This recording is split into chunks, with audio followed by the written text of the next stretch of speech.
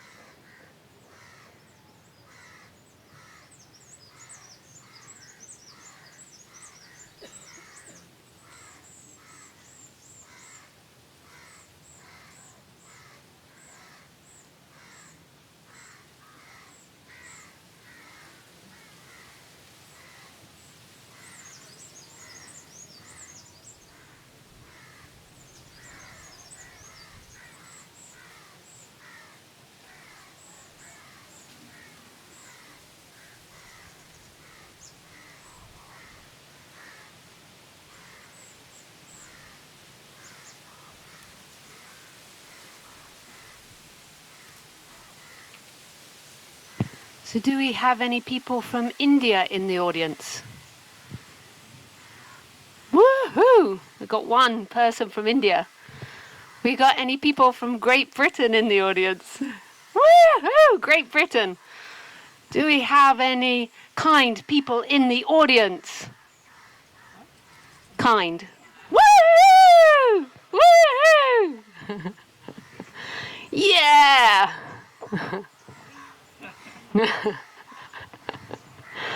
Okay. So if you are new to these talks, I've been doing them for the last 7 days. So this is the last one. And I'll just tell you how I do them, is that I just do a bit of an introduction, and I normally predominantly talk about non-duality when I do the introduction. So I normally give it hard with the non-dual. And then I open it up to questions, and sometimes the questions are about non-duality, and sometimes the questions are about the personal self. And I'm super happy to work with the personal self or to talk about non-duality, but I see them as two different things, totally different things. Totally different things. It's like talking about fixing your broken leg and non-duality. So fixing the personal self, which I'm really open to talking about, to me is the same as having malaria and fixing malaria, and then talking about non-duality. But it sometimes gets muddled up because it's hard to talk about non-duality, and when you're pointing to non-duality, you're trying to point past that person, and in trying to point past that person, you talk about the person. So it sounds like it's the same thing, but as you get to know this subject more and more, you'll begin to see quite clearly that it's nothing to do with you, that nobody ever wakes up, that there isn't somebody that becomes enlightened. So any efforts that you do won't lead you to non-duality. Non-duality is only ever here and this. But I think it's important that I talk about the personal self and how to help the personal self, because I've seen so many disaster cases when people try to use non-duality as a form of therapy or as a form of helping the personal self. In some ways it can relax the person, but I feel like it's better to address that separately. Okay, so here we go with non-duality.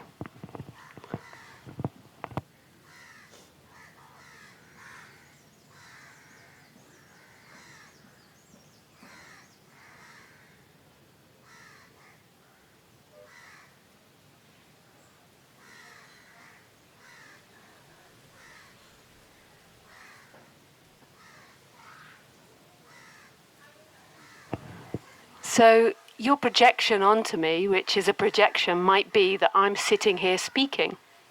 And that's what you've been taught to think about me, that I'm sitting here and I'm a speaker. And that I chose to become a speaker of non-duality. And that I was born in 1980 and I've chosen my life, I've done my life, I've lived my life. And who is sitting here now is that person. This person that came from the United Kingdom, had loads of opportunity, had free education system, had many gifts and opportunities, loved dogs, loved animals, always dreamt of one day being working with fish in the deep sea. But then I realized I was afraid of the deep sea, very scary. But I dreamt of working with fish. I loved fish. I used to collect fish, lots of fish. I had max at one point, I think about 8 fish tanks of different fish. And it actually sent me into being a vegetarian because I used to read the bed and night stories. And one day I was like 7 or 8 years old. I was eating my fish fingers. And I was like, hang on a moment. I'm eating a fish finger and I'm reading to my fish. And then that sent me to be a vegetarian. But then as I got older, I realized I didn't want to work with fish. Anyway, that person isn't sitting here now. Even though I've told you that wonderful story about myself that you've never heard before, that I loved fish and I know a lot about tropical fish and how to keep them, that person is not sitting here speaking to you. And then that's abstract for the mind to imagine. That's like, but how can she not be sitting here talking to you? Is that who you are now? Are you a story of your past that's listening to me?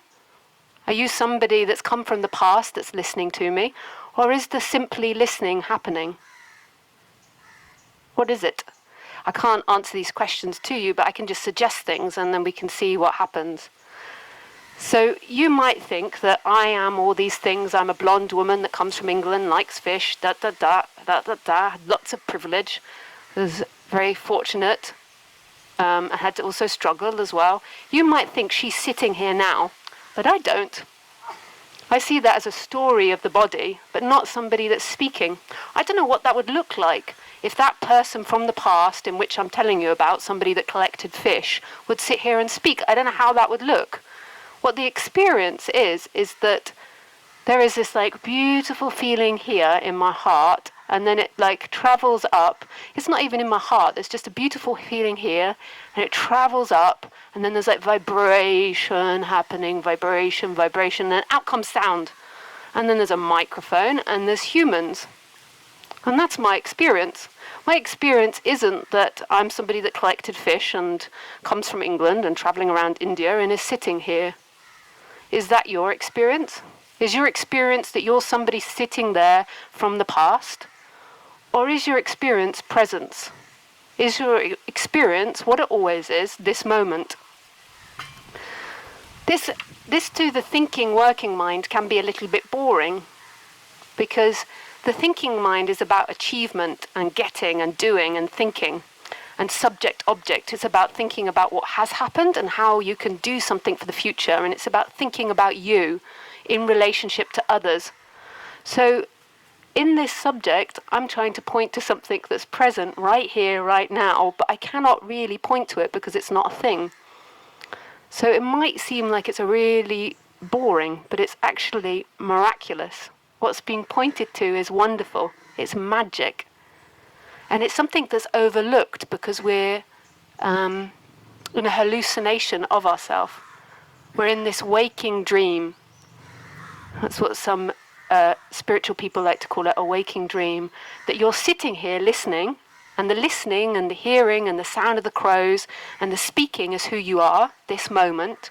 And then you've got this waking dream that you're somebody that's come here from the past and that you've got something to fulfill in the future. And you believe that is who you are. Somebody that's not here now is who you are.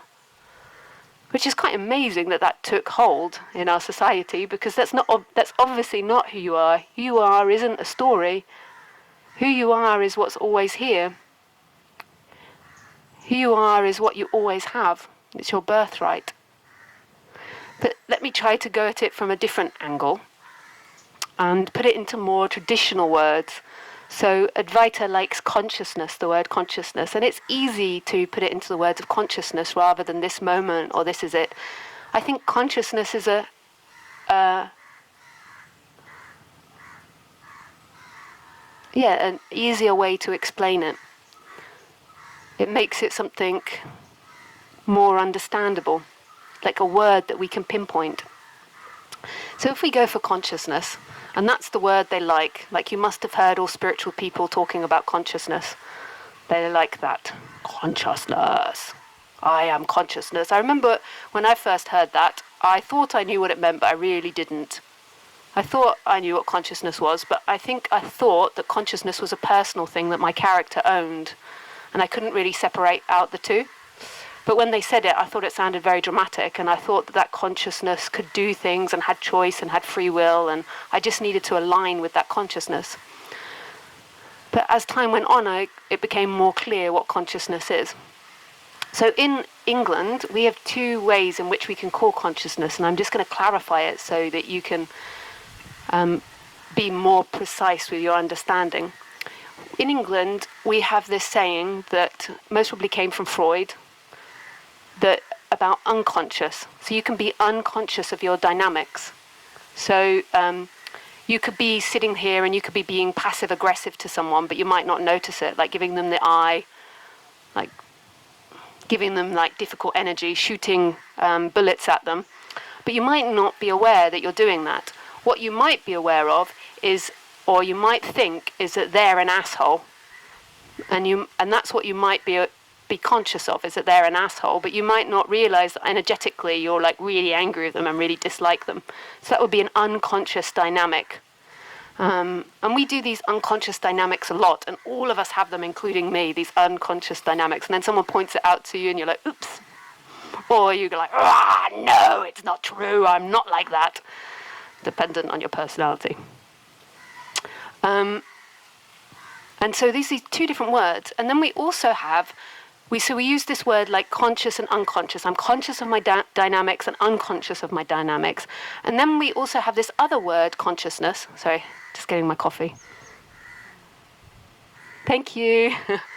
Thank you very much. Thanks.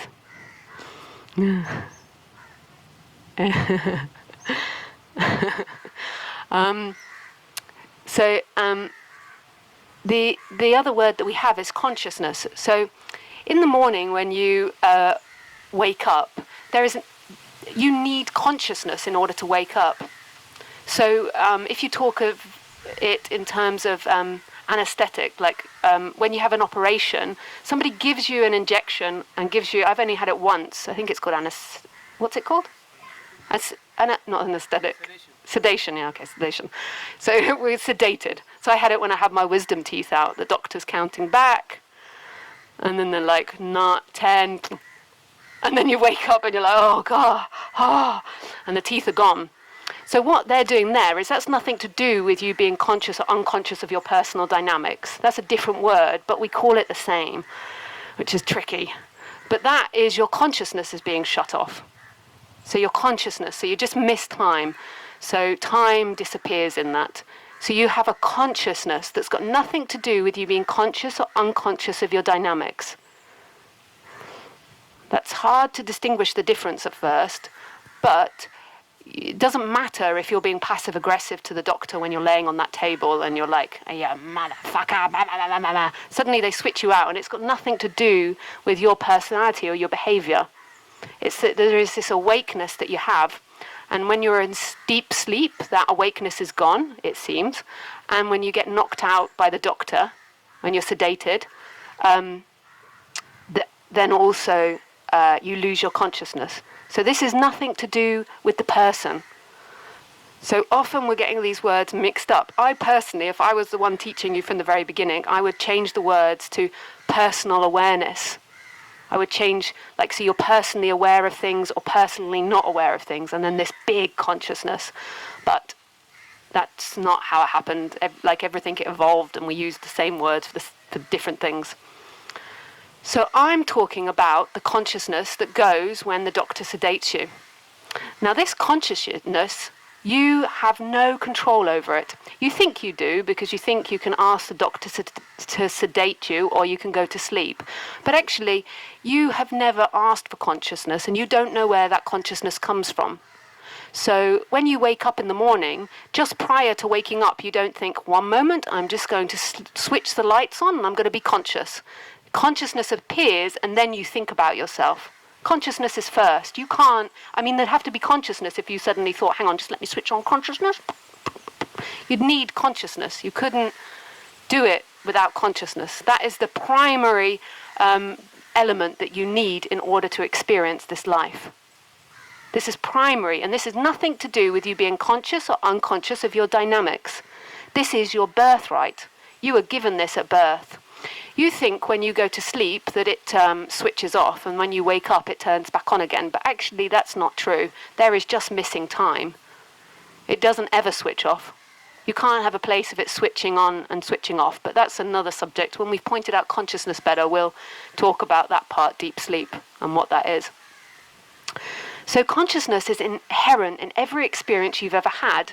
So right now, there is a consciousness of me, and you didn't ask to be conscious of me, you're just conscious of me. I'm sitting here in front of you, and here I go, and you can hear my words.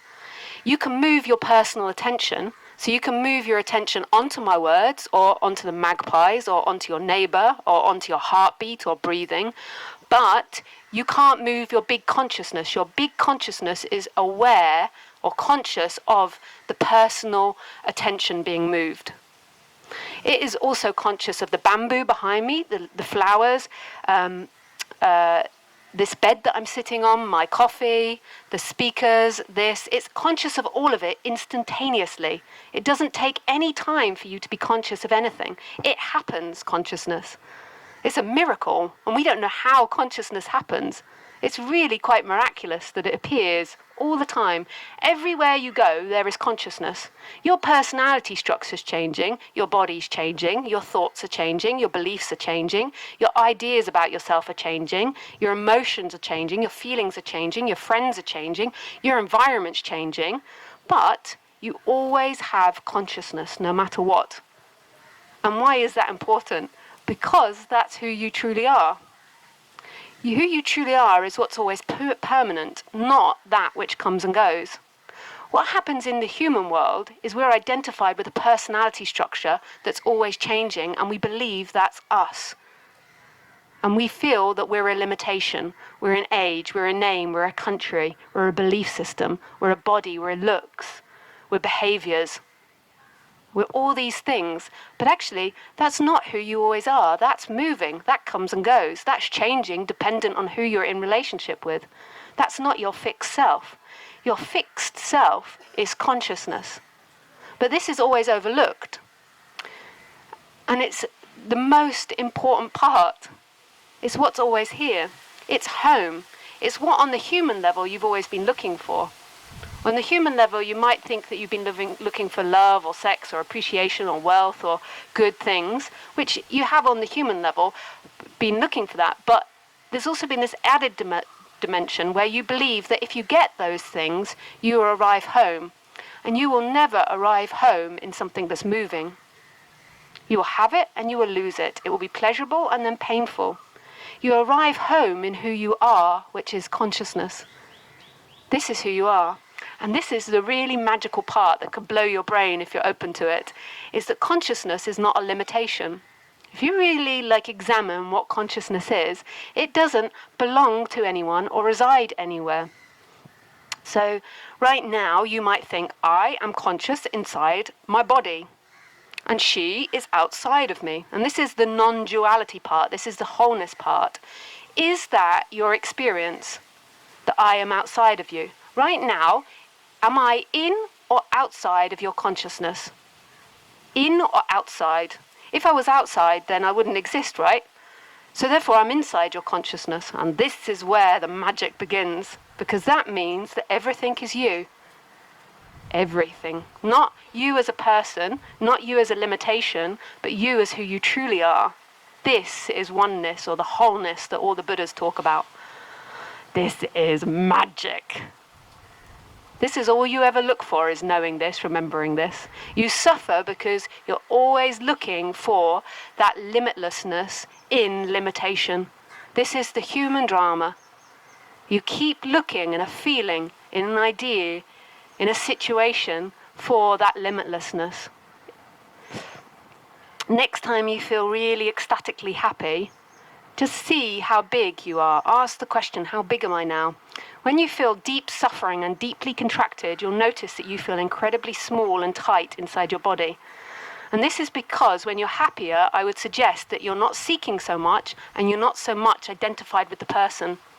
The person, however, believes that you did something in order to be happy. You achieved something to be happy. So therefore, your happiness becomes dependent on objects, on something that you get. And that something, like everything in this world, will disappear.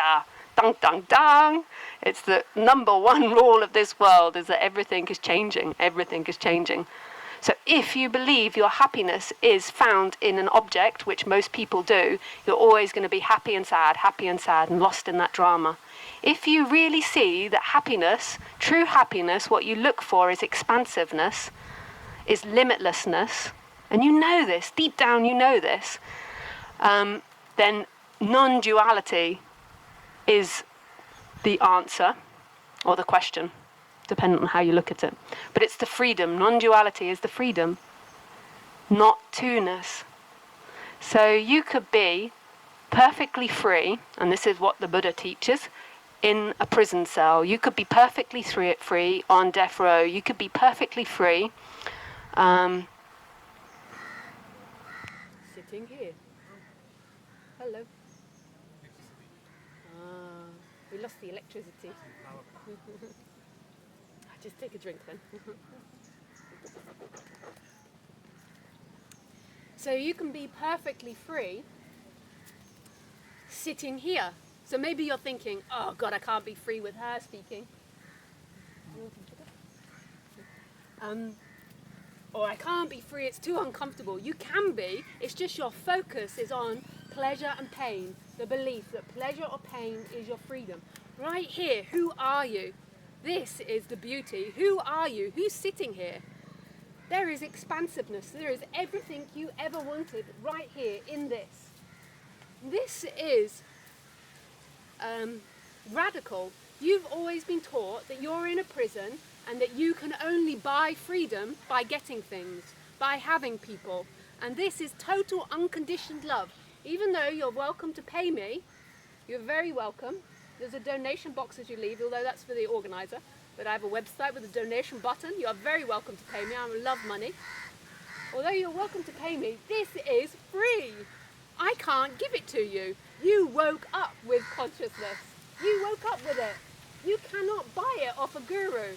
No, I mean, gurus can get incredibly rich, but that's most probably the state of their mind rather than the fact that you think that you can, like, here you go, I'm going to give you $100 and now freedom. It's your birthright. You woke up with it this morning. You woke up with boundlessness and limitlessness. It's just your mind is focusing in on dynamic, on feelings, on thoughts, on what you tell yourself, on all types of things. But right here, are you conscious? Yes. Am I outside of your consciousness? No. Is anything outside of your consciousness?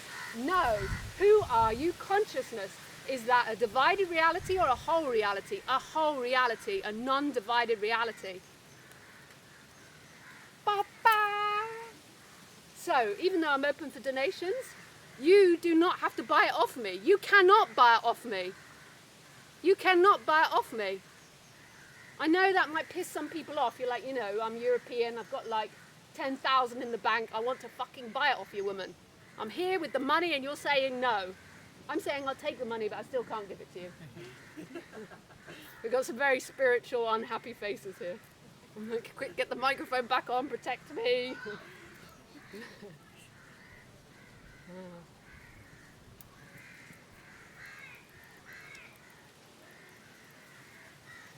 So it is your birthright. It is your birthright.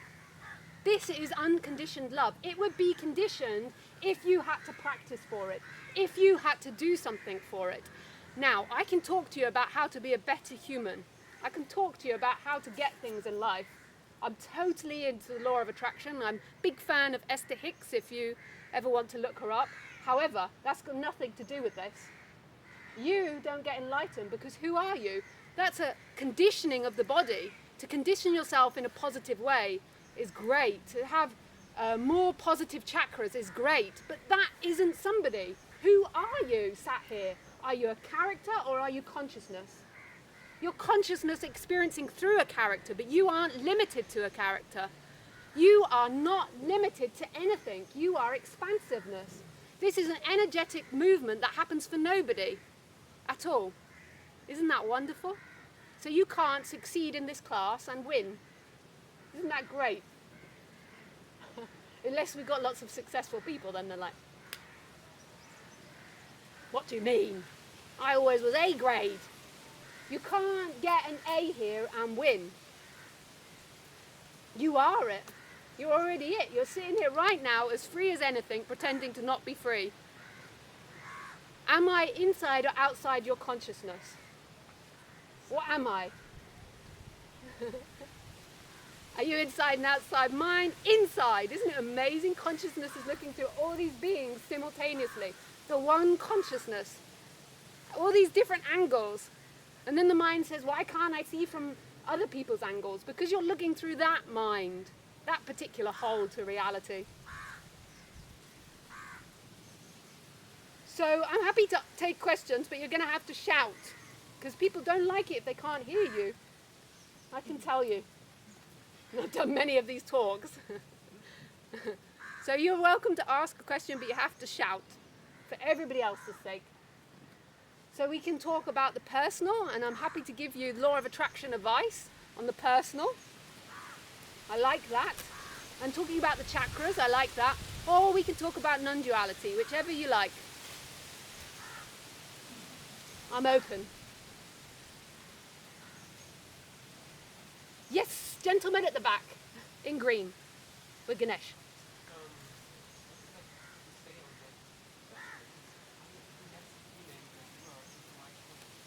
You didn't? Okay, that's great. That's such a great question. Okay, so where does your consciousness end now? Huh?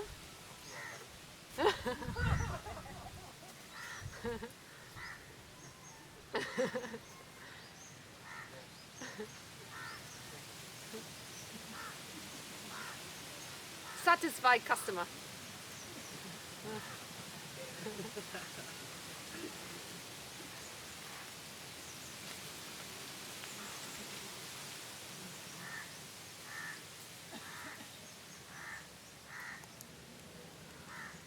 Yes.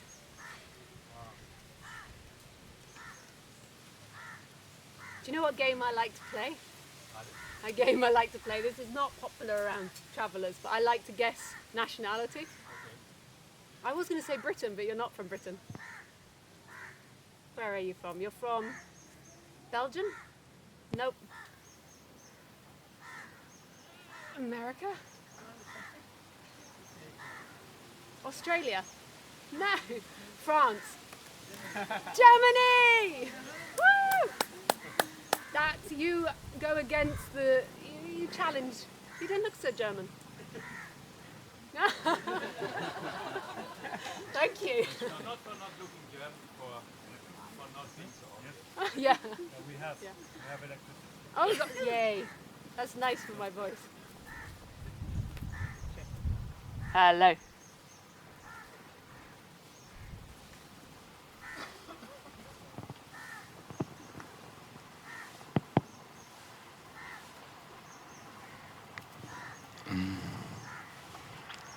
It's not 100% clear, my question yet. I'm trying to find it. Yeah. And in a way, it's a little bit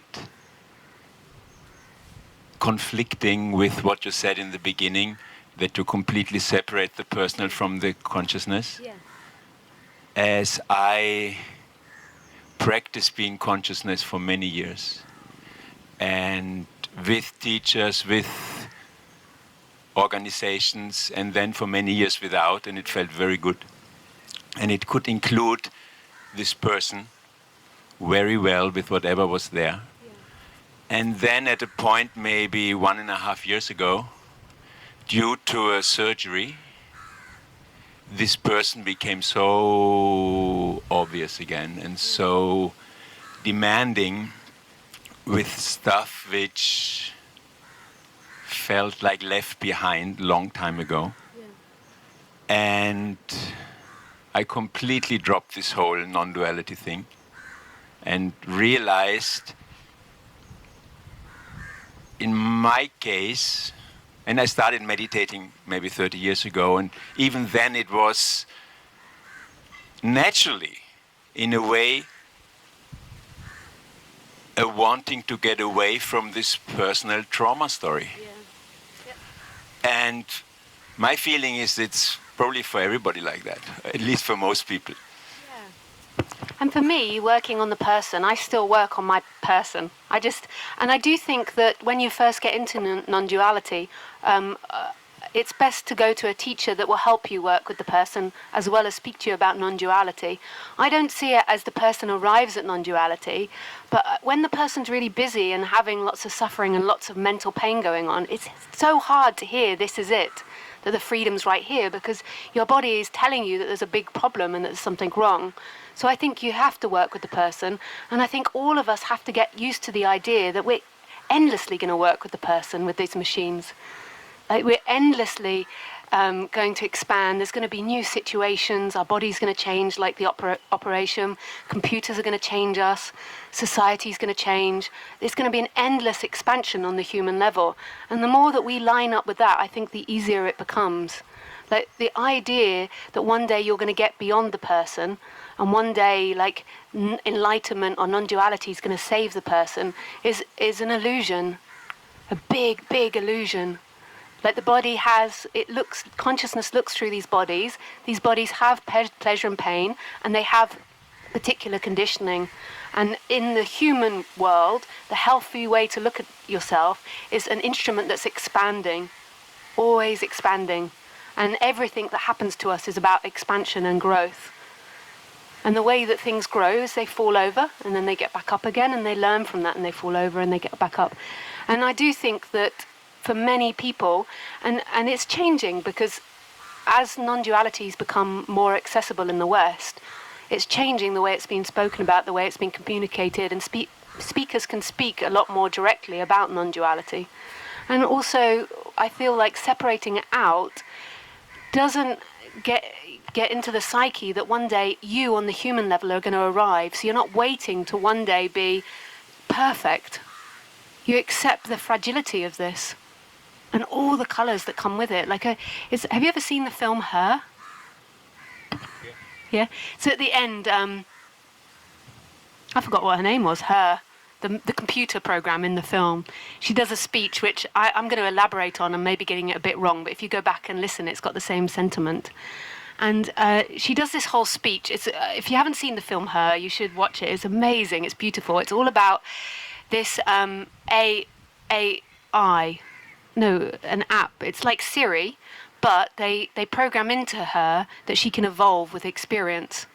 And it's so beautiful because through the film, you see her go through everything a human goes through when they identify. She first of all starts out like a child, like so excited with all the different things that she can experience. And she jumps in and she wants to experience things. She wants to be in love. She wants to have a human form so she can make love to her lover. She wants to do all these pleasurable things, and she wants to learn. And then as she does that, she begins to suffer more.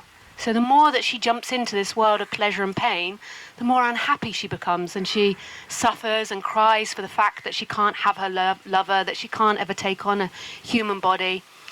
And then what begins to start is the spiritual search. And in the film, this is really cool, she speaks to another artificial intelligence, another AI, that's Alan Watts.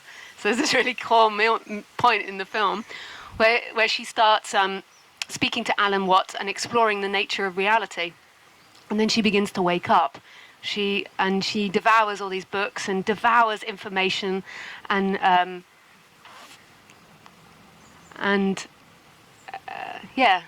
looks into spirituality.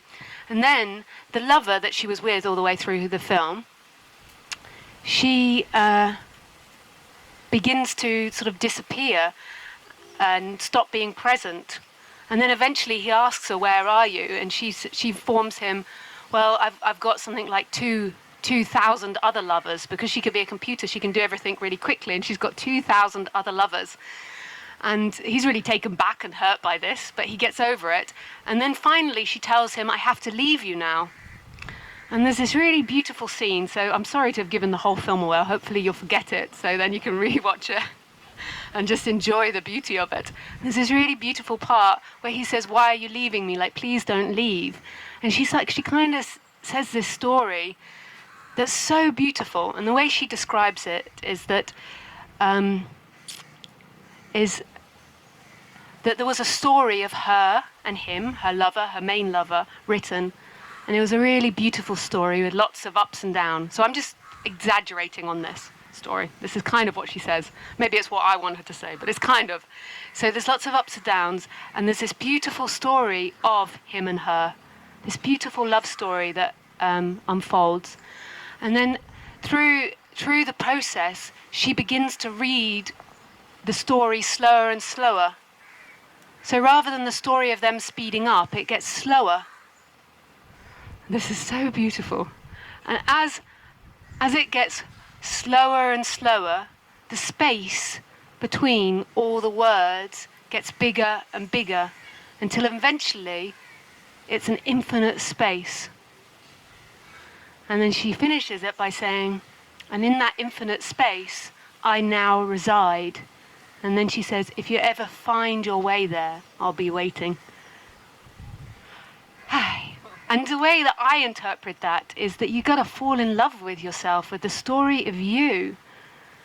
Like, fall in love with this, with all its frailties. Like, I'm so imperfect, but so perfect in my imperfectness.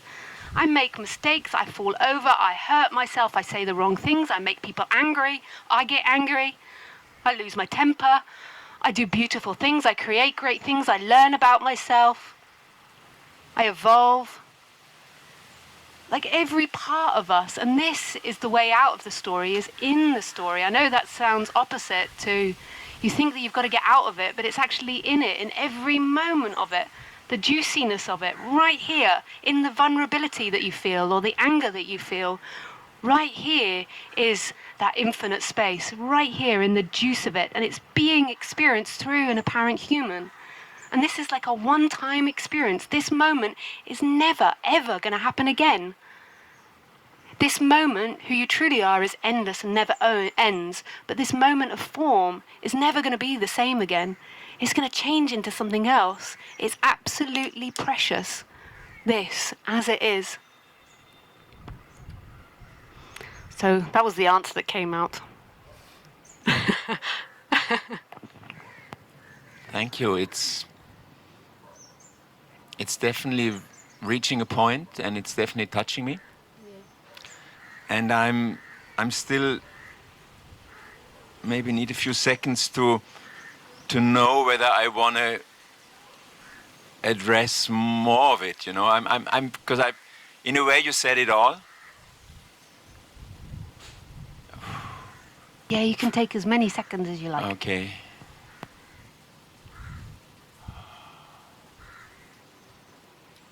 And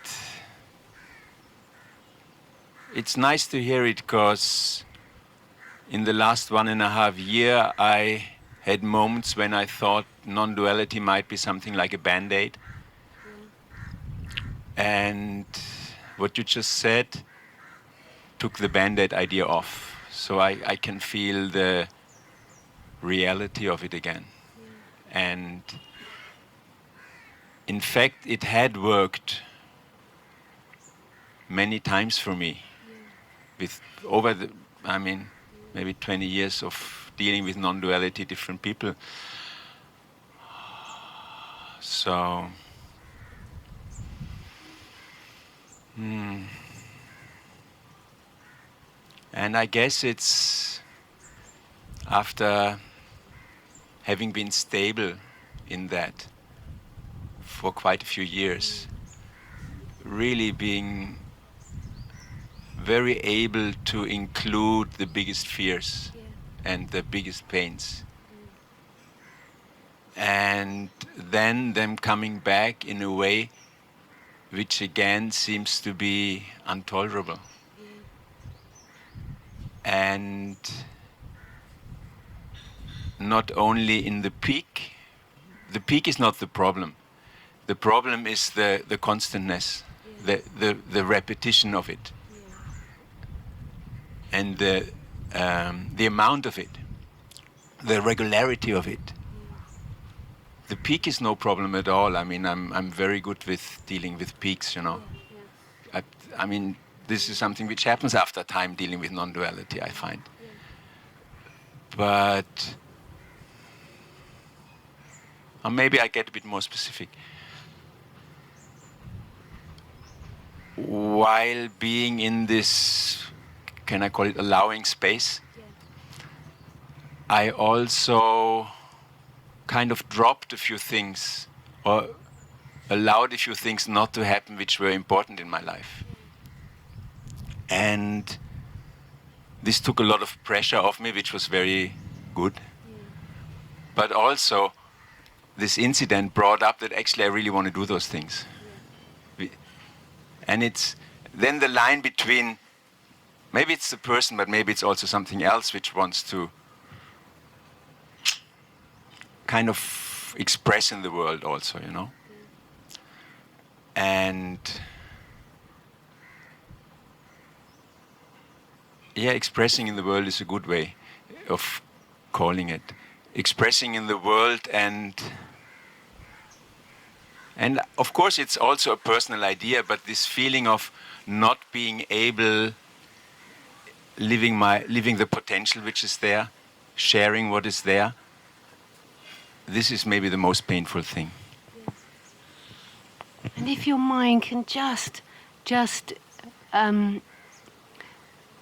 open more and more to this idea that even though that the last year and a half had immense pain and peaks and irregular, that it really is offering you a gift. You might not see it now, just like when we're in like New York, we can't see the beauty of it, you know, when we're in all the hustle bustle, but when we get to the top of the buildings, we can see the beauty of our cities.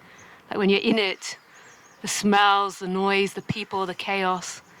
And if it just bit by bit, and it might keep coming back like the waves, open to, this is a gift. I assure you, life is always for you, because you are life.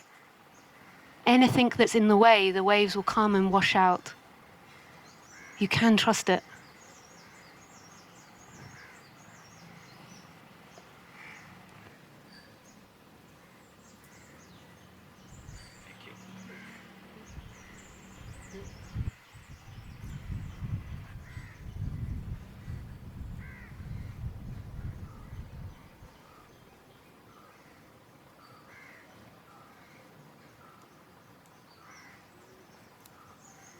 Anybody else like a question? Do I see? No? Yes. Britain. Yes? For many years, but Germany also. Oh. Sorry, I gave it away. I'm being quite touched by what you were just discussing, and I'm within the offerings that I give. The non-duality is quite a big part of that, and I'd forgotten about it because it's called yoga also. Yeah. So thank you for reminding. And the question that I have is a personal one. Yeah. I'm really happy, extremely happy, although I'm crying right now. I love my life, and I love myself, and I know that I'm imperfect, and that is perfect. Yeah. And what I struggle with is the relation to my parents, who are nearing their life ends.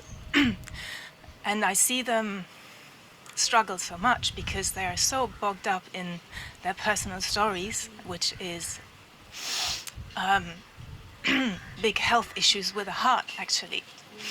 And I can see the whole story unfolding, and I can still be myself, and I can still be happy. But I really struggle seeing them not being able to come out of the perpetuation of pain and illness when there's all this other beauty surround. And I wonder if you have any suggestions on how to deal with that. I know I can't change people.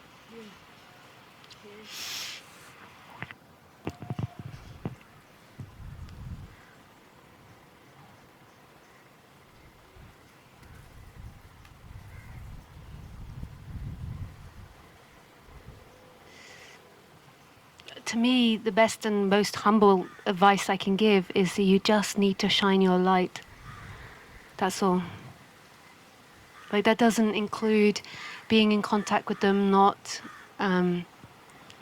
helping them or not helping them. It's really focusing on the light, like that love, that happiness, that joy. And if they can't celebrate in that with you, then you have to let them go. They are going to go at some point, and they're going to either go with love or with hate, and that's their karma. And I say that with absolute compassion and love. I think we're the same age, so we're the same experiences with the parents. And it's really you shining your light is the greatest compassion you can ever do in this life. Thank you. Kind of confirms what I'm doing, which is why I'm here. Yeah. Thank you. Yeah, pleasure.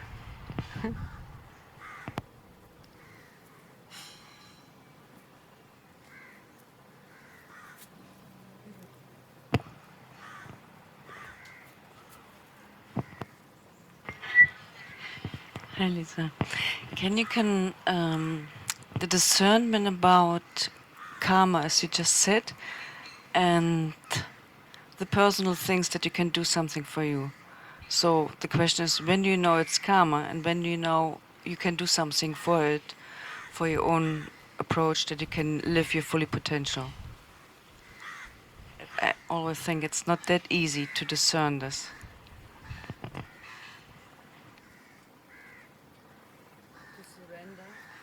On the one hand, to surrender, and on the other hand, to go for it. Yeah.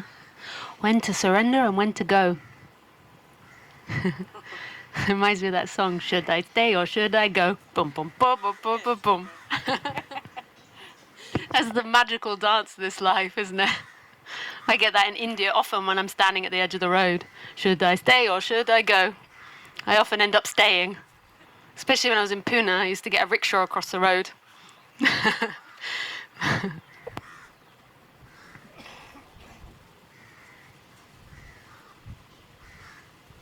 It's all about love. It's all about love. It's the same answer as the answer the other day. It's all about that light and that love, and we all know it inside our bodies. Like we all know that love and light and the way to move towards it.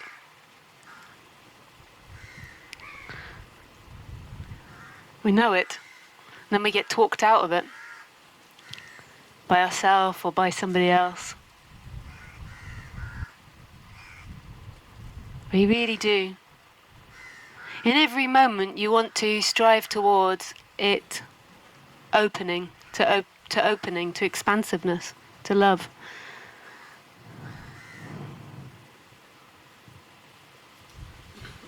And in a way, all of it's surrender. In every moment, because to love is to never hold on. You can't love and hold on simultaneously. The nature of love is constantly giving, is constantly letting go. So in a way, that's what's always happening, surrender. Like right now, totally surrendering your will and letting that wind go fully through you. Like the sounds, fully you. Like every part of it, the bum on the seat, and if there's emotional pain, the emotional pain being there. It's always an act of surrender to love. When you begin to hold on to things, you begin to stop loving them. When you try to keep them for you, then you stop loving them. You never get anything for yourself, because who are you and who is them? But yet you can have everything. Isn't that the great contradiction? Should I stay or should I go? Yet you can have everything. But yet there's nothing you can have. So yet there is everything. Like there can be everything experienced, but who is this you that has the experience? Who is this you that holds on to experience and owns experience and wants experience? But yet every desire can be fulfilled because you are the creator. I know it might sound like I'm really contradicting myself, but I'm energetically trying to lure you into it. Like not so much intellectually, even though I'm being and speaking intellectually, I'm trying to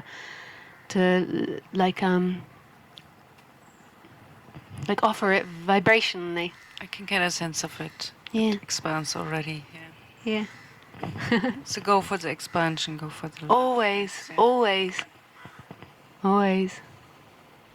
And that expansion is naturally surrendering in every moment, because there is nothing under the person's control, under your thought system. Nothing is under your thought system's control.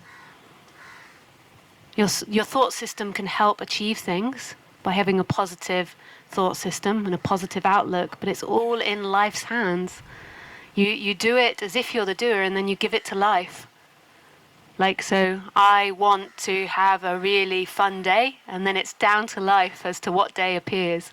It's like you put it out there, you have that beautiful, expansive feeling, like I want to have a happy, fun, beautiful day, and then life will deliver you exactly what is needed. Or I want to make a castle today out of the sand, and then life will deliver you exactly what it wants. So you have that positive vibration of feeling like you can do it, but then there's also this deep knowing that nothing is yours. You own nothing. You're like the bird riding the wind. Like the human thinks the bird is separate. The bird has choice to ride the wind.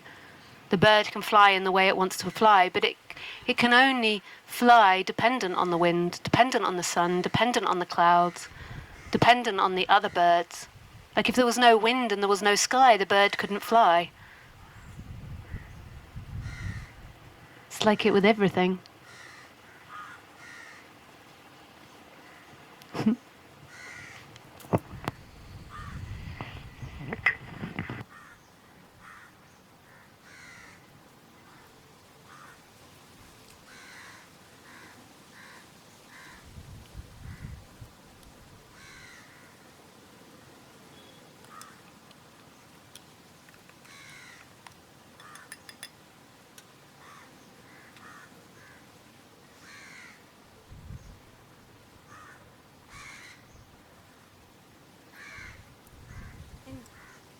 Anybody else? If not, we go to Dr. Alango.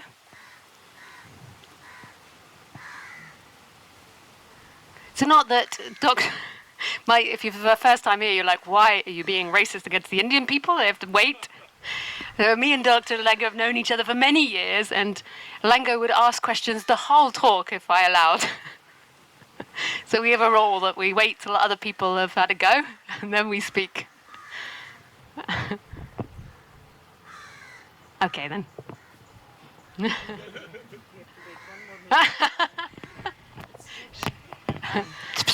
Yeah. One more question on it. Thank you. It's about devotion. Yeah. I think there's a treasure in it, and there is also, especially in the Western world, a negativity and maybe also a big misunderstanding. It's so beautiful, that word, devotion. Devotion. Yes, so maybe Sounds you beautiful. can talk about it, what you experience, and what is your thing about it. Devotion is surrender. Devotion is every moment. It's the bum on the seat, it's the feet on the floor, it's the coffee in the hand, it's the feelings, it's your face, it's your eyes, it's your hair blowing, it's your ears and your necklace and the colour of your top and the colours behind you of York shirt.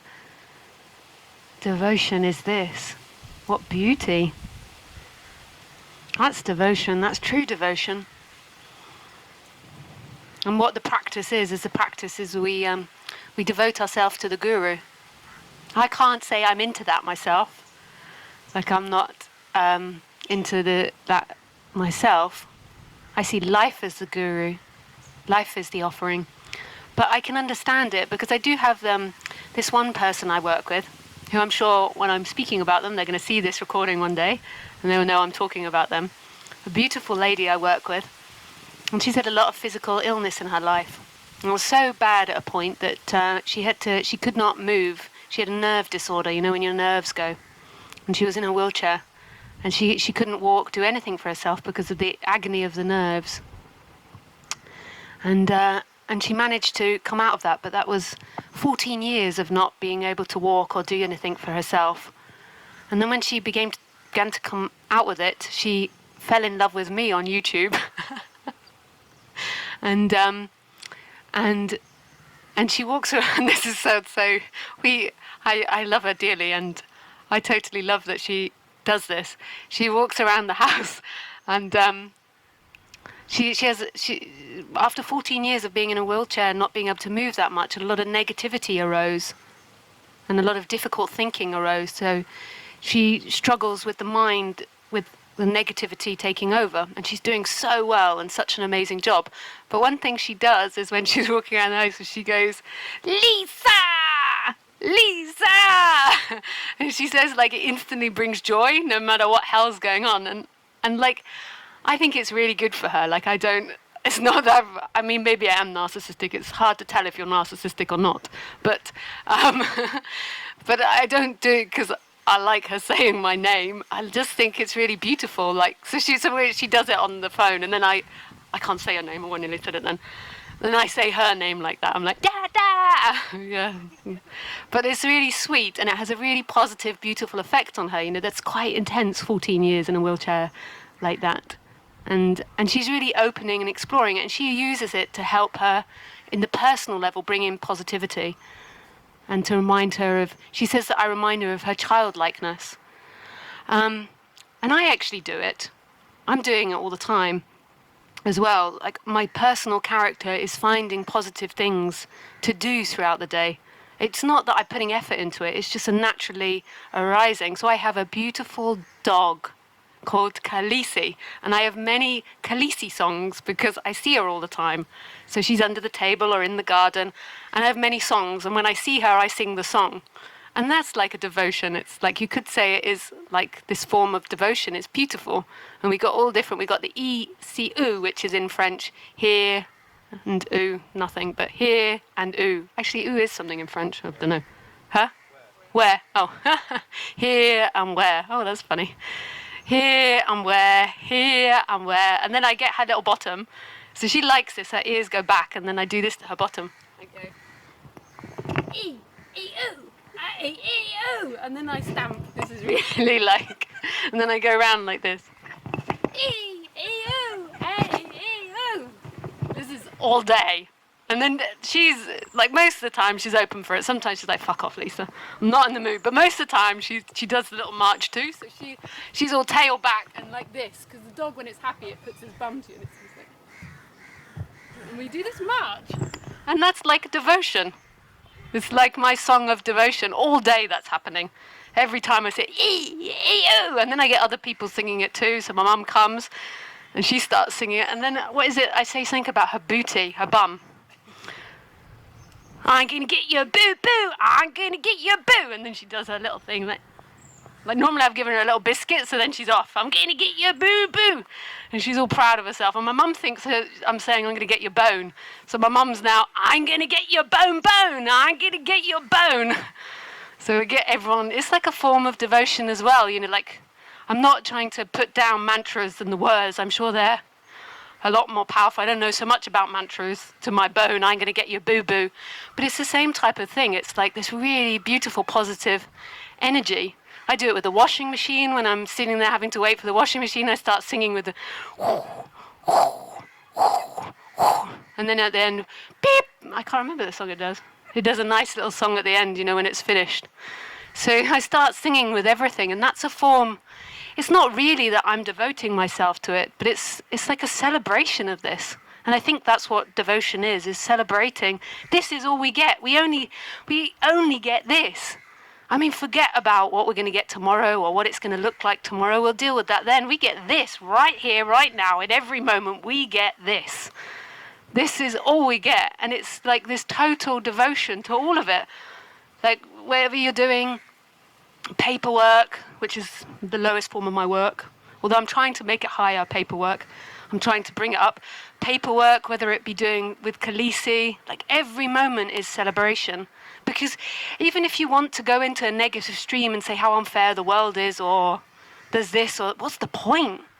You can look at those things to recondition them, so you can look like we did the other day at the dark thoughts and try to recondition them. But at the end, this is all we get in every moment is this, which is miraculous. I don't mean to say that's not enough, but it's our fixation on the timeline is so unimportant. It's going to be the way it's going to be. You take care, this is Eckhart Tolle, I think, you take care of now and the rest takes care of itself. And I really think that is true, because a lot of things go well for me because I have such a joyful heart. So, like, I live in France and I don't speak very good French. And sometimes the French are known for not liking if you don't speak their language. And so I try my best, and it really works for me. Like, I went into the post office and I had to send money to India, and she gave me a form in French, and I was like, and I said in French, I'm going to take it home and do it. And I don't even think I said that well. I think I was like, Je peux prendre la maison or something, ma maison, which is terrible French. And and then she smiles at me and she sits down and does it with me, because every day I'm building up this relation, not every day in the post office, but often. The French still send a lot of checks. You know, in the UK, we can do it online. The French are like, you've got to send it by check. So we have to go to the post office a lot to send the checks.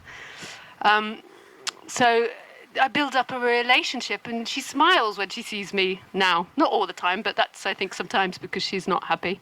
But most of the time, she's very open and trying to help me. The same in the bank, and I bastardize my French when I go into the bank, like trying to do my best. And then eventually I pull out Google Translate. And in England, people would be so rude to you, but they're so polite and they're so sweet, unless I can't understand what they're saying. But in that moment, that's all there is this person in front of you, these two vulnerable beings expressing together. That's all we have, and whether it gets done or it doesn't, that's down to life. You do your best. You go in there and you try and move money, and if it doesn't happen, it doesn't happen. And I'm not perfect. Sometimes something gets me. Money's got to be got somewhere, or something's got to happen. It's not been done, and there's a moment of like, oh. But then here we are again, just here, just here. The heart is beating. The breath is going in. The eyes are looking. Some type of sound is normally always happening. And Khaleesi, I find Khaleesi also like her body and her physical presence, like a positive physical representation. Like something goes disaster, I look down and she's like, you win some, you lose some, Lisa.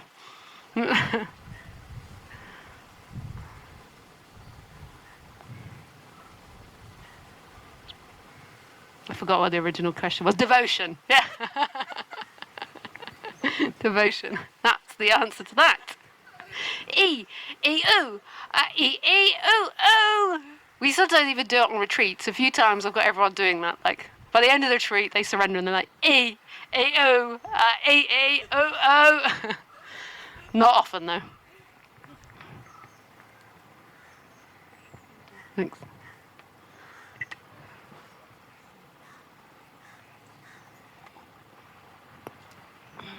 Oh, Elango. It was just going to be a couple of minutes. They turned into 2 hours.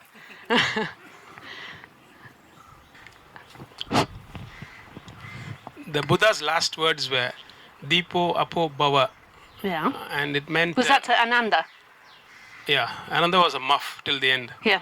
So... What's a muff? Muff is an idiot. Okay, yeah. Yeah, he didn't get in line till the Buddha... enlightened, yeah. Yeah, he didn't get in line till Not the Buddha enlightened. died. Correct. Yeah. And Buddha said, be a light unto yourself.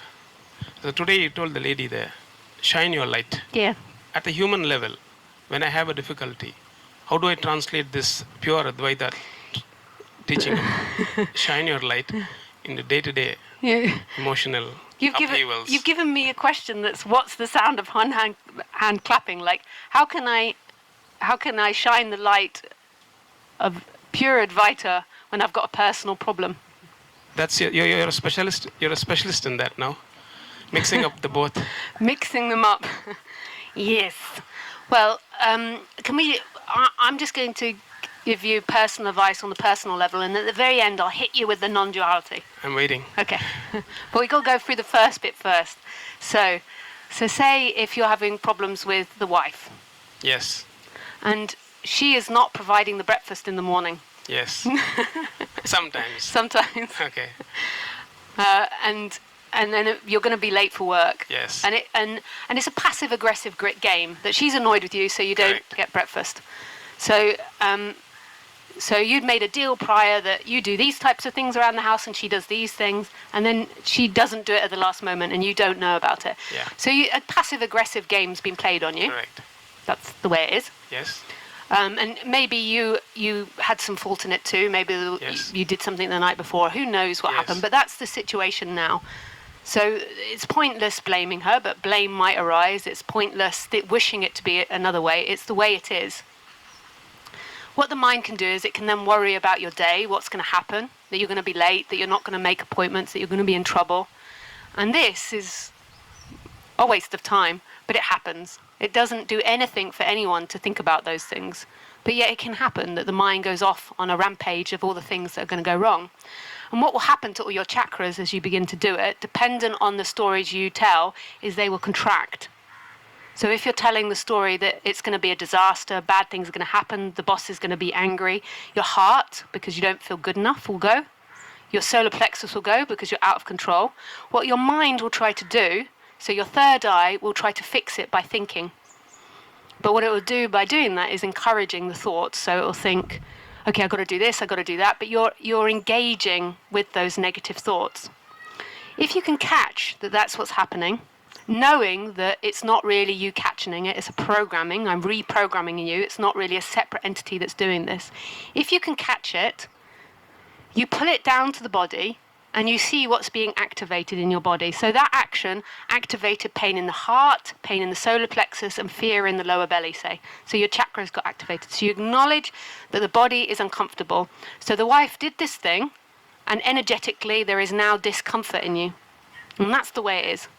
So forget about all the explanations and all the complications. That's what's happening now. So then you give that space, that energy, some space, rather than repressing it. And you just allow it to be honest. So what it might say is really hateful things. So rather than the mind going up here, go to the energy and what the mind, the feelings say. And the feelings might be, I hate her, I hate her, I hate God, I hate life. Like just a real honesty with the darkness that's there, not a denial. An honesty of, I hate her, she's going to hurt me, I'm going to die, I'm going to die, I'm going to die. The real basic feelings, not the top feelings that project bad things are going to happen at work. Just these very momentary body feelings. And you recognize that you've had these feelings before. They're not truthful to that situation.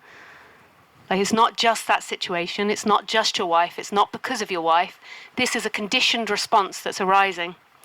You acknowledge that it's not your fault, that you're not guilty, that she's not guilty. If you can, and this is the fun part, if you can get deeper than those feelings, and the more that you practice this, at some point you'll be able to get deeper than those feelings of what you truly want.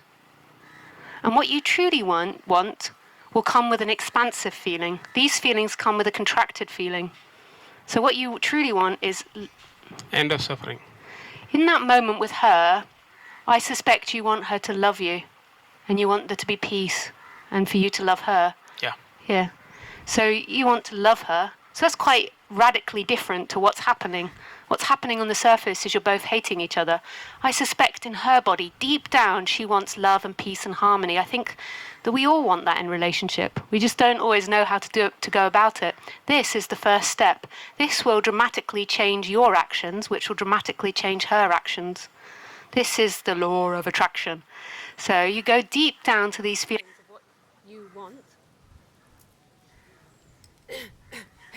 Of what you want. Oh God, it's not hard to go from quiet, like I'm really whispering, to big voice.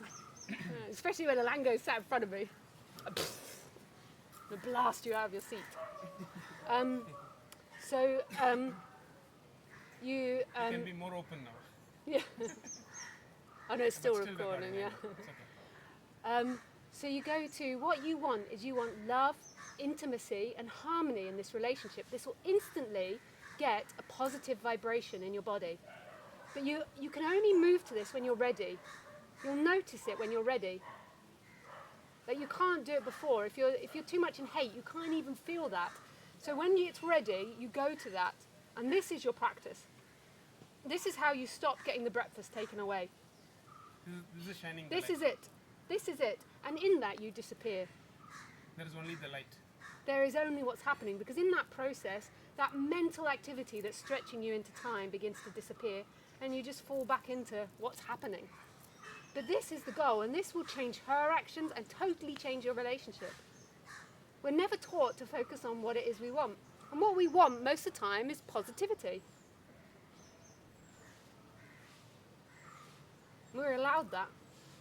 But is this a universe of positivity or a combination of positivity and negativity? Because everywhere in physics It's you a see, combination of positivity and negativity. you talk only about the But positivity. what happens is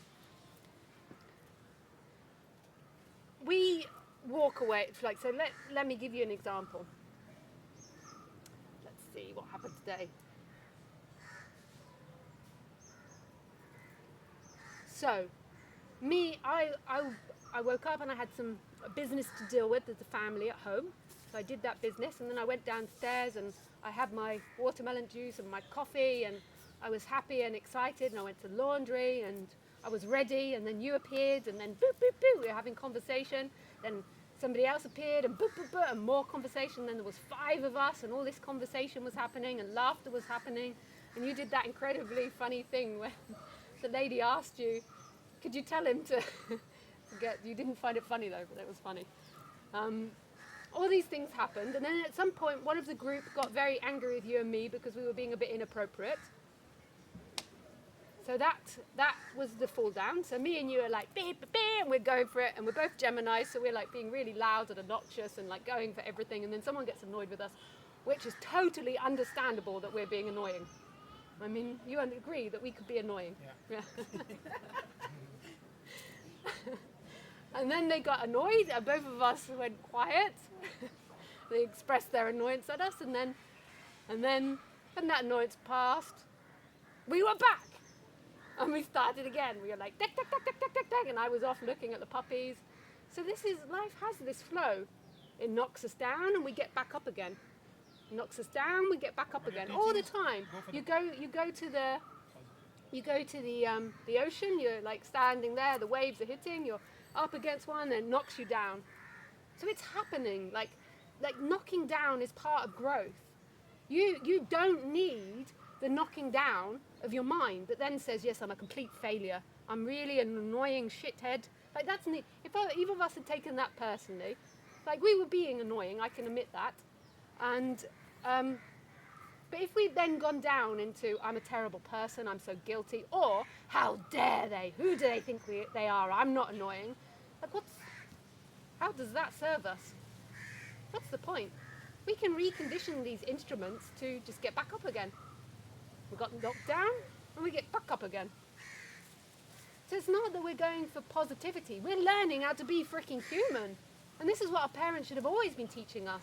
Our parents were always saying, you did this wrong, you did that wrong, you did that wrong. And we get these identities that are so negative. Our identity is like what we love in other humans is that life where they're knocked down and then, whoop, they're back again. We love it. We love it in an animal because this is the natural flow of us. Our natural flow wants to be that. We don't want to sit there and think about fear for 2 hours or how bad we are for 2 hours. We acknowledge our behavior, we apologize, we try to recondition us by saying, okay, being like that in the morning with people is annoying and we can try to adjust our behavior, but then we're back. We're like ready to go. That's it. And this is a balanced human being. And in that balance, then another message can be heard. When you're not going into time of past, of blame, guilt, shame, or pride, or success, when you're not elongated into this horizontal line of time, and you're just a more balanced human that's dealing with what's happening, that's going down, going up, and that's our wave.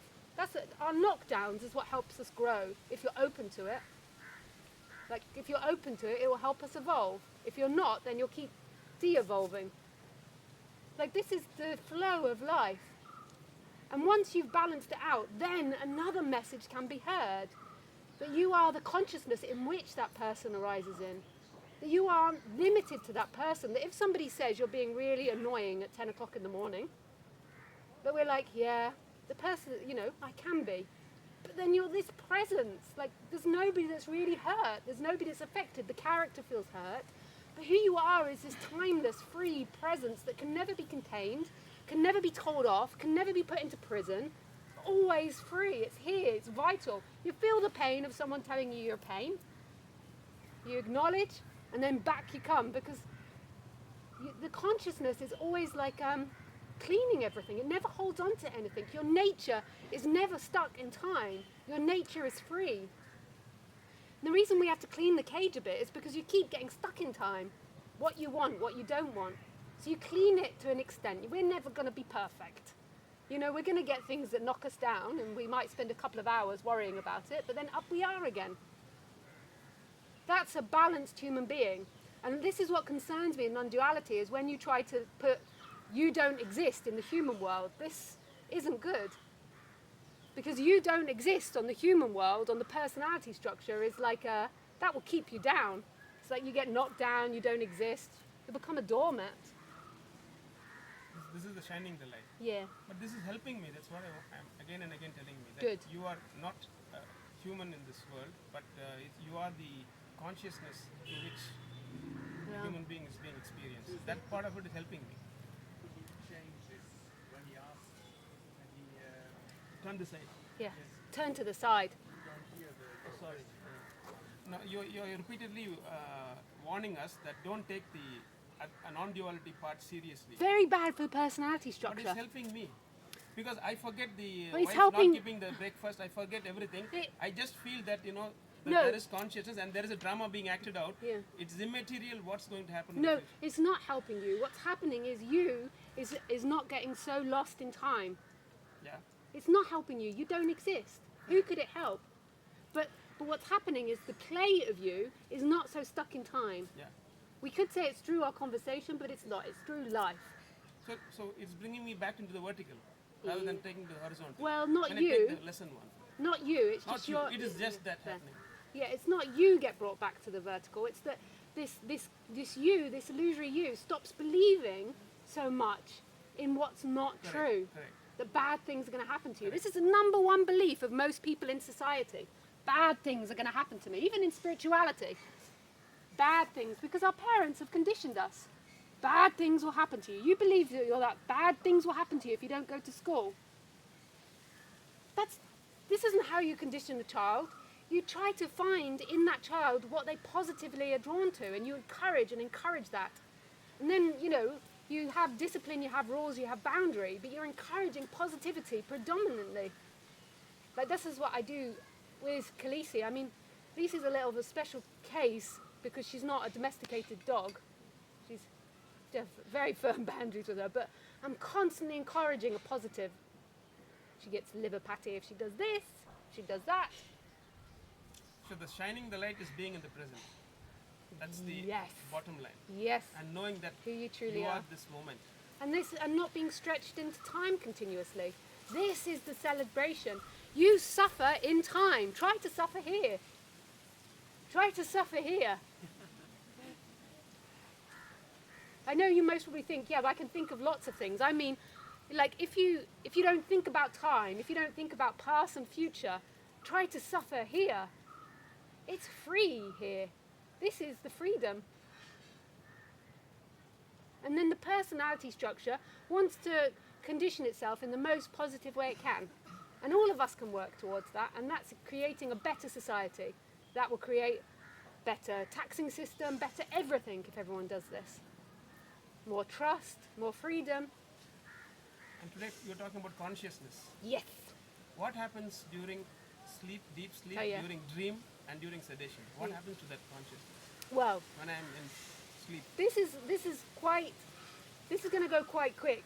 Okay, so you got this on YouTube. It won't be up on YouTube till I get back to Europe, but you can watch this on YouTube, this bit, because this is going to go quick. Non-existence doesn't exist. So you never don't exist. So consciousness is never not existing. So in deep sleep, time is lost. But there is only ever consciousness. Consciousness doesn't exist. Not consciousness. Non-existence doesn't exist. So what is the difference between consciousness and non-existence? A lot of words. Yeah. Well, The question is actually when I go to sleep at 10 o'clock yeah. and 6 o'clock I get up. Well, then you ask the question, does existence actually exist? No. You can't say one or the other. So what happens to the consciousness we are talking about Yeah. during deep sleep, during dreaming and during a sedation? What happens to consciousness? Because you don't know the truth being pulled out. Yeah. Then you wake up after half an hour and Yeah, what it's happens? gone. Is it that the memory is gone or? It's the memory's not worked. The memory's been switched off. But that's beside the point. The point is your experiences is there is never deep sleep. I go to sleep at 10 o'clock and I wake up at 6 o'clock. I don't know what There is happened. a missing of time. The clock says 8 hours have passed. So say if now everybody died, and we went into this universe went into non-existence for 10 billion years, and then a big bang happened, and it decided to express again. That expression would be instantaneous, just like deep sleep, because non-existence doesn't exist. If I say 10 billion years, in non-existence there is no 10 billion years. There is lights out, lights back on again. Non-existence doesn't exist. There is never non-existence. You never have to worry about not existing. You can't. Even if this life is at rest for a very, very long time, that doesn't even exist. So that's the point. But you can re-listen to that, and that's very difficult to understand. Simple. Non-existence Okay. doesn't exist. Simple. But what happens to the Very good. consciousness during that time, 8 hours? During that consciousness, I am the consciousness always. But during that time, there is no time. Yeah, oh, I sleep and I wake up. yeah, It's instantaneous. Yeah. So actually 10 o'clock and 6 o'clock is yeah, the same. yeah. There is no time there. Is there time in non-existence? There is only the eternal present. But the other thing is non-existence doesn't exist. Does existence exist? That's the other side you've got to go to. Does this exist? And this is a question for you. It exists. Well, I mean, great masters like Tony Parsons would say it exists and it doesn't exist. That's actually your feeling. Like, do you ever contain this? Do you ever have this? It's kind of happening, but it's not at the same time. So right now, if we imagine the movement of my hand, well, we don't imagine it, we see. How do we know it moved? From the memory of this. Correct. That doesn't imply it's happening. It implies that you're having a memory now of it being here. You're only ever here. Is this happening? It's happening and it's not. It's happening, and loads of memory and sensory input is giving the appearance it's happening. We cannot say if it exists or not. But this is only relevant for you to remember something deeper than you. We don't need to talk or go on about that too much. It's just coming back to this consciousness that's free of everything. Or it's not even consciousness. You go to Nisargadatta Maharaj and he would say nothing, nothing, nothing. But The he said, Buddhist, nothing, everything, nothing, everything. Nisargadatta Emptiness said form. consciousness. I am consciousness. He said that. Yeah, he did, but he also said I'm beyond consciousness. I mean, depends how you're teaching. It's hard to teach. At the human level, you say, I bring upon disease on myself. I find it very hard to understand. For example, we have a lot of seekers come here from Europe for the tour. They Yeah. get Delhi belly. Do you mean to say they want to miss your talk and get Delhi belly? It's a very simple question, but in the practical day-to-day affairs, they spend a lot of money, time and energy and devotion coming here. I And don't sometimes think- they miss a talk. I don't think that what they want is to come to my talk. I think what they want is freedom, and life is offering that in every moment. And if that be the Delhi belly, that's what it's got to be. Surrender in the Delhi belly. Everything is about waking up. You said we are attracting negativities on ourselves. and It's getting- not really you, it's just the dynamic. If you want freedom and Delhi belly comes, that's exactly your teacher in that moment. Not me.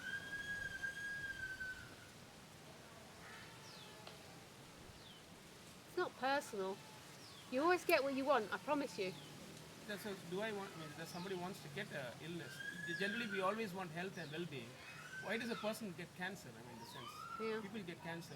Yeah. Do you mean to say they've invited that upon themselves? People, ladies having breast cancer, blood cancer. Is it like that? We invite that? Yes. Everyone's like, I would go to Esther Hicks. She explains it much better than me. She is somebody that she channels called Abraham. And I think the Abraham and Esther is when she's in the present what she talks. Yeah, yeah. There is no channel. Yeah, they do a very good job. But yes, everything, you get everything you want. When you really get down to the personality structure, you'll see that your life is exactly like you want it. But because you haven't known that, and because you've been conditioned to be negative, you're often pulling in lots of negative things. You're not aware you want it. You think you don't want it, but when you get deep down. So an example. Remember I gave the example a few days ago of like when I used to fight with my boyfriends and say, you've done this, you've done that. And then when they would say, but I didn't do that, and they'd prove to me they hadn't done that, I'd be disappointed that they hadn't done something wrong. But then I didn't want to admit that, so then I'd find another reason. And something else they'd done, I'd be like, computer exploding. Yes, but the other day, or 3 years ago, you did do it. And they're like, That was the ego playing. yes, that was the ego playing. But I assure you, in that moment, I really wanted them to do something wrong.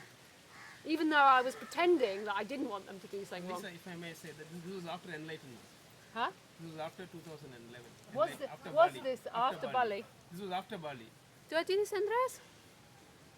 What? And Lango is asking if I do this. Blame you for things you haven't done and then want you to be guilty. You Is had it- said in previous. I can't remember, I say so many things. Most probably. I most probably do. Most probably do. We've got a tendency. Can't think about it. Yeah, it's an abstract thing to think about. Emotionally, we do have our flavours, so emotionally sometimes I'm too harsh on Andreas. Like most of the time I'm very positive. I don't like it if he leaves a mess, you know. It don't. He doesn't. But I don't like it if he does, but he doesn't. He really doesn't. He's very tidy.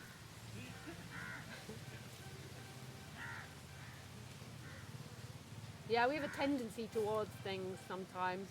So I'm most probably too harsh. If I admitted it the other day, it's because I had more thoughts around it and I just can't think of them now, so they're not coming. Yes, sometimes when you can't find something. Oh yeah, I it's do always do that. mean. I do do that. I do. I do. I give a plug, particularly my plugs, because I have many plugs for all these different countries, and I always lose them. And then it always comes, it must be Andreas or my mother. Andreas or my mother. Plugs, no, not earplugs. Plugs for the sockets in the wall. I'm always losing my plugs. Yeah, if I lose something, it's always somebody else. The closest one. Yeah, the closest one, and then I find it, and I'm like, oh, it's me again. Me again.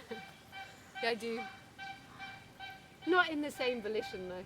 Like, I do want him to have taken it, because I don't want it to be me that's lost it again. That's Lisa, the person. Yeah, I lose it. But then but I don't get in the rages like I used to do. One last question. Yeah. Today you said, quote, energetic contraction for nobody, unquote. Yeah. So as a medical person, I would like to know that which part of you sort of anatomically, this energetic contraction sort of happens? Where is it happening? Where is it happening? I think it happens all over the body, like that release. It's like an energetic release from being contained in the for body. nobody. Yeah. Oh, yeah, sorry. What was the energetic contraction for a nobody? She said that today. She said during the awakening, she had a release of that energy where she became a nobody. She has been telling that in many of her talks. And I said most probably all over the body. It's like an energetic release. You feel before that you're always looking from in here and there's nobody looking. Where is looking happening? Am I inside or outside of consciousness? Am I inside you're looking or outside? Your energy tells you, or like a feeling tells you you're in here. And that practically, like, is good. Like that there's somewhere a belief that there's this body that is looking from this body. But energetically, your I am, your sense of self, and the looking is actually everywhere. You're walking in yourself all the time. You're not separate from yourself. But obviously there's a functioning of the body that doesn't walk into the wall and knows how to... So now Lisa does not have that. energetic doesn't have. contraction. But it's not exactly... It's not Lisa, it's just the natural. That's the natural way. Nobody has it now. Everybody's looking is everywhere. It's not that the looking gets released. Everybody's looking is everywhere. If you look, you'll see that there is no you looking up at that light. There is only that light. Consciousness is that light. Consciousness is the ceiling. Consciousness is your face. It's just a feeling that arises in some bodies, not all the time. The more you're suffering, the more small you'll feel. The less suffering you feel, the more expanded you feel. But your mind tells you, I feel more expanded or happy because of my situation. That's not true. It's just that when you don't get what you want, lots of seeking takes place. But it's not true that happiness is dependent on a thing. It's that the energy contracts inside the body. That's why you can be happy for nothing. So often you're happy for nothing. You're just sitting there and you're happy, and then you try to find a reason like, oh, well, I've had a very good day, but it happens the same like that most days. Or this has happened, or I slept well. But really, you're just not so tight inside the body. And this Lisa could not do it. And It it's happened, empty. It happened. The looking is empty. It doesn't belong to anyone. It's absolutely empty. Doesn't belong to anything. That's not a negative thing. That emptiness is so empty, it's absolutely full. It's love. This happened to you.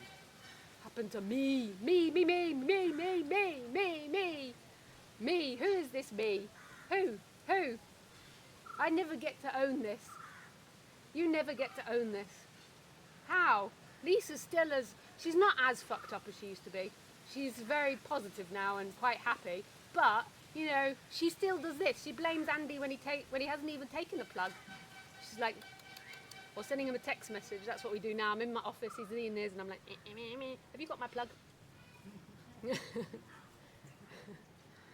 Pencil, everything. I try to keep everything organised in their place because I always lose everything. I even lost myself. No, don't want to say that. We don't want to promote that. I didn't lose myself. I'm just nothing. I got less than you. Awakening. You lost yourself. That's what you mean? Yeah, I was just making fun, but okay, Adrian. Yes. If I had the opportunity to share non-duality to friends, family, It's energetic. what is your advice? Don't do it because you want to be right or because you want them to stop suffering. Do it because of love. If you try to get them to stop suffering, they will, like those cats looking in the mirror, like. Yeah. It's always the same answer, really. Just Yeah. move Do it it from for love. Yeah. It's always the same. Yeah. Very simple job you have, Lisa. Love, love, love, love, love. It's difficult because it's simple. Yeah, that's so simple. That's another one of Tony's sayings. So if you haven't seen Tony Parsons before, he says this. It's so simple that it's overlooked because of its simplicity. It's too simple for the mind. The mind wants complication. There's another question here. It was when you were talking about illness and it being what the body wants, Yeah. or what the mind wants. Is the idea then to change what you want or to remove any sense of wanting? No, not to. So there's two different forms of wanting. Sorry that I have to see this just be close and then I'm. Sorry, I'm shouting at you. So there's two different types of wanting. There is seeking wanting, when you are seeking to find fulfillment in what you get. So in your job, and you're still when I say fulfillment, I mean home. Like you believe if you're really successful, you'll one day be able to relax and you will arrive. Rather than just doing your job, just in this moment, you've got this dream that you'll arrive in your job one day. That is suffering. But wanting, there's this other wanting that's this natural flow of the human being that's present and that comes from love. It's like a flow of love. It's like, as a child, you just used to move towards what you loved. If you wanted to play, you played. If you wanted to spin, you spun. You move towards your expansiveness. It doesn't mean pleasure, it means towards what makes you expand. Many people in this society are moving to fear and contraction. They're moving towards that which makes them feel small, but they're not conscious of it. So if you get ill, I would suggest the most helpful thing you can do is align more with what you love. But if your karma is to die, your karma is to die, and there's nothing wrong with dying. There's no failure in dying. Like we all have to do it. So like on the human level, it's what we do. We transition.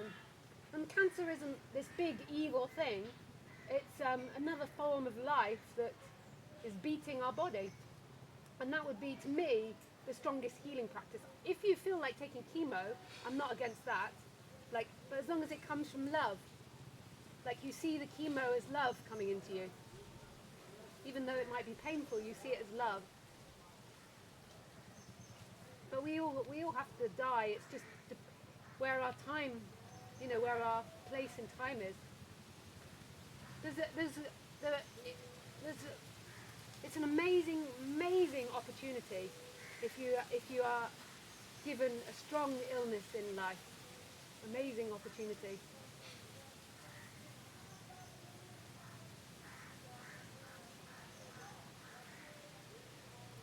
Yes, David. Yes, a question about this channeling. What do you think about that? Channels. False out Yeah, weird things happen in this world. Funny, eh? Weird, eh? I like it. I don't mind, yeah. When she really talks about it, like latterly, like in the more recent ones, she sort of kind of says she's just being present. Like, he's her access to presence. I don't know. But yeah, it could be an alien from the future. It's a funny thing, the idea of future and past. I just like her energy when she speaks, and she's got a sweetness. And she's very wise as well. When you really listen to her, she's also got non-duality in there too. Or he, whoever it is. He, she. As long as it's not taken too seriously. Like in the sense, like having the non-duality is very important. Like if it's taken too seriously, then you really think that you can get what you want, and that could be painful. Like create a lot of suffering. But I think that she's really good at pointing these things out. She even says all that type of thing. Like it's like you got to give it up. You want it, and then you give it up.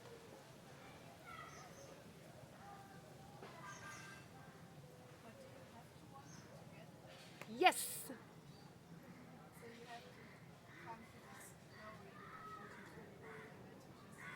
Yeah. Yeah, you just give it up. Yeah, you have to know what you want. Otherwise it's unconscious, and unconscious things will be. You don't need to worry about, this is the negative thing that can happen about your thinking mind. Like you imagine like having fear of going down onto the beach or something. And it's not about your imagining or your thinking, it's about your vibration. Like deep down what your vibration wants, your energy wants. So on the surface you might have fear about going on the beach, but actually deep down what you might want is safety. And so it's not so much about what you think, it's just getting translated wrongly. So your well-being, so it's not necessarily that means the bad things are going to happen to you on the beach. Because deep down you might want safety. But it could be deep down you don't want safety, you want violence. You know, if you've been conditioned to have a lot of violence, you get into wanting it. I know that sounds really horrific, but it's I don't think it's just me, I think psychologists will say this as well, that you'll then seek out violence. Like if you've experienced lots of violence. And you can recondition that. As long as you acknowledge it. A lot of people don't acknowledge it, so they just keep going towards violence, like violent situations. So you just have to acknowledge what's in there, like what you're feeling.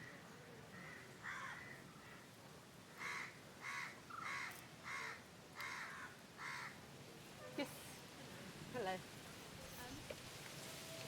I'll try and project that in the loudest voice.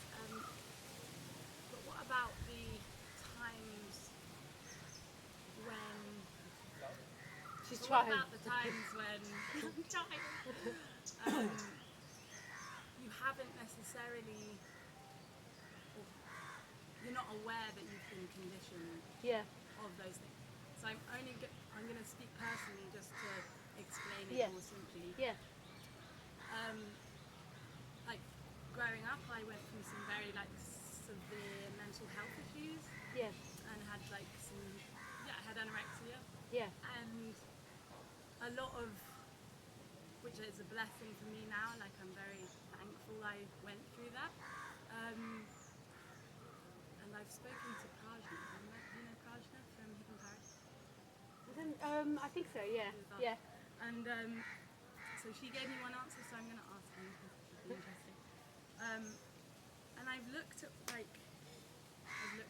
and all this stuff, and I can't see why I was conditioned to have this sort of feeling of worthlessness or a lack of self-love, because I come from a family which is extremely loving and supportive, and I'm very privileged in nearly every possible way, and I have friends, and I'm surrounded by love, and so I don't know why my mind or whatever wants to attract this negative energy if I haven't necessarily, I mean we all have to a degree, but haven't really had much negative energy in that way.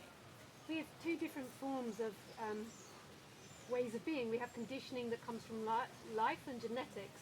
So an alcoholic, I have a friend who I grew up with, whose mother was a very strong alcoholic when we were growing up, and many times I had to help her with her mother. And I noticed that my friend is going the same way. Like so there's some that's genetic. Yeah. I don't think she was conditioned to that. It could be that she's conditioned, but I think it's most probably genetic because her mother's parents had it, and great-great-grandparents had it as well. So you've got these two different lines. You've got genetic conditioning, or genetics. So Ramesh Balsaka would say genetics. And then you've got your conditioning in life. Put into more Indian language. Put into Indian language, that would be, the genetics would be more previous lives. Yeah, okay. Because if you take out the person, like, we pass on our energy through our children, through our relations, through people we come in contact with. We're conditioning them or we're influencing the genetics. So you could look at that as past lives, the genetics. It's just nobody's past life.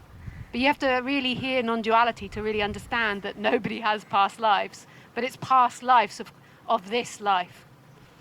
But that's just the Indian language. But if we go to Western, then we would say genetics. So those are two different things.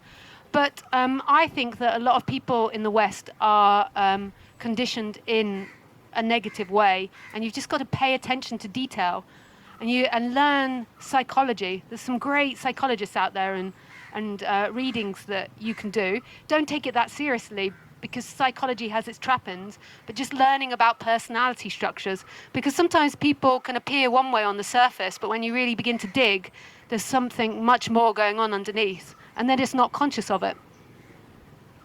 It's also like in your education, your school, like the way your teachers taught you, we can't really remember that, like how we felt. And the way that you get to know this is trust your body, not your mind. Trust what your body says. When you're next around your family, is your body all contracting? If so, why is that? If they're so open and loving and expansive, why are you contracting around them? That's not just you. That's a family dynamic. We can't just blame one person in the game. It's always all of us together. So pay attention deeply to what your body tells you when you're in relationship to your friends, to your family. And yes, it is your mind, like in the sense the way your mind's conditioned, but there's also, they're most probably playing games as well. And your body knows what games they're playing. You've been talked out of it, and often people aren't aware. They're maybe being nice, but deep down they're very angry, and they're telling you that they're really nice and happy. But deep down they're really angry, and your body can sense it, and that's called gaslighting. It's very confusing. But at the same time, it might be that your parents weren't like that, or your school education wasn't like that. But from my relationship with the West, a lot of people are unconscious of their dynamics. So they might be feeling very negative or fearful, but on the surface they're showing something else. Your body will reveal all, so just pay attention to what happens in your body. And it is a gift that you've gone through that at a young age. Very difficult experience, but a gift.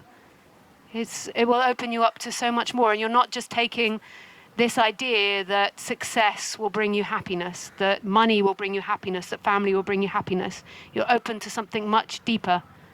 That's a blessing. One of the Buddha's main teachings was, first you have to realize that life is suffering, and what he's pointing to is being identified is suffering. And these experiences get you to see this dark side that can arise when your mind is out of line. There's so much we could talk about, but it's difficult when we're in a group to really go there, because I would be reluctant to push you too much, because I can shock you and I can make you overexpose and all these different types of things. Not that I'm meaning to, but that can be an effect sometimes if I push someone too hard in a group. We've all got our group dynamic. God, I don't even know. So many thoughts. I think what I've been thinking lately is, and I guess this is maybe, I'll come to it, is that I think I tell myself it's just my mind, everything else is okay. No, they weren't being mean. It's just my mind doing that. So it's interesting hearing you say that, yeah, it's probably my mind as well. No doubt it's my mind, but that it could be something else like that other person. And I think that's quite scary for me because I can't control that person and I can't change that. No, but you can know the game if you pay attention to your body. What scares you is that you're realizing you didn't know the game that was playing. And the more you pay attention to your body and get to know the body and what it wants and what it doesn't want, the more you can trust yourself. And what a gift that is, to really trust what you feel and to not be talked out of it. To really trust that this isn't right. And yes, on one side it is your mind, because your mind's grown and developed patterns, but there's also another part when you're a sensitive person that you've been talked out of what you feel often. But it's a gift. It really is, like being young and getting into this subject. Like I was young as well, and it might seem hard sometimes, but it means that you won't spend many years building up certain thought patterns. You know, like so it's not so strong. So you can look at it and you can identify it easier.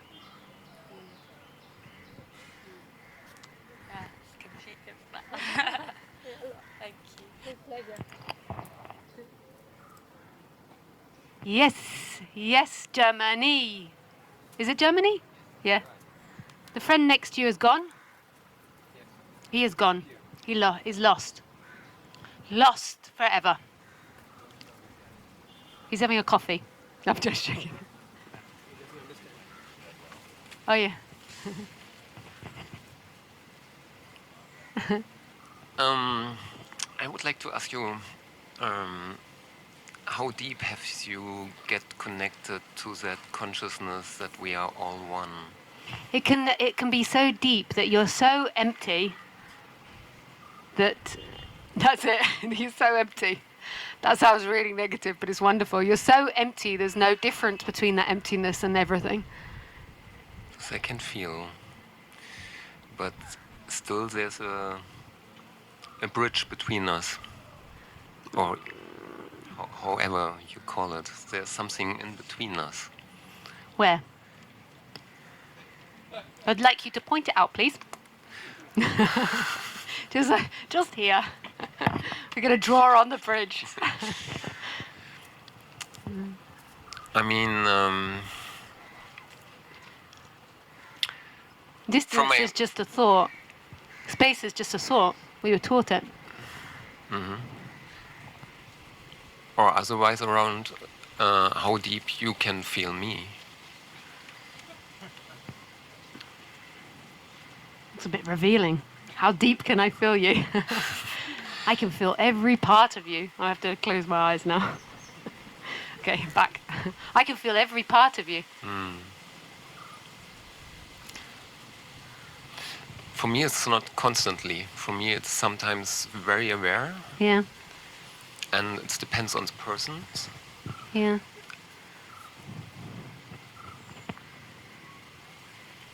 I haven't done it to that many objects, like a bird or animal. But I really would like to get more connected to that oneness. Yeah, and focus on that feeling.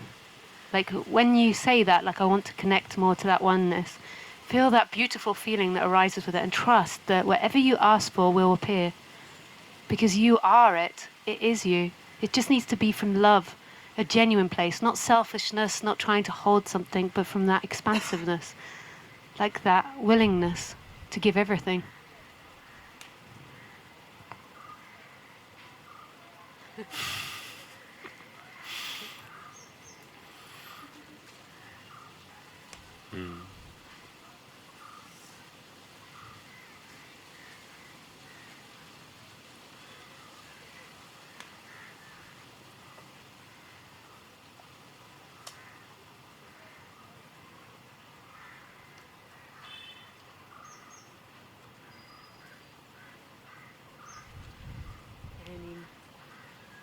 Should we go or should we stay?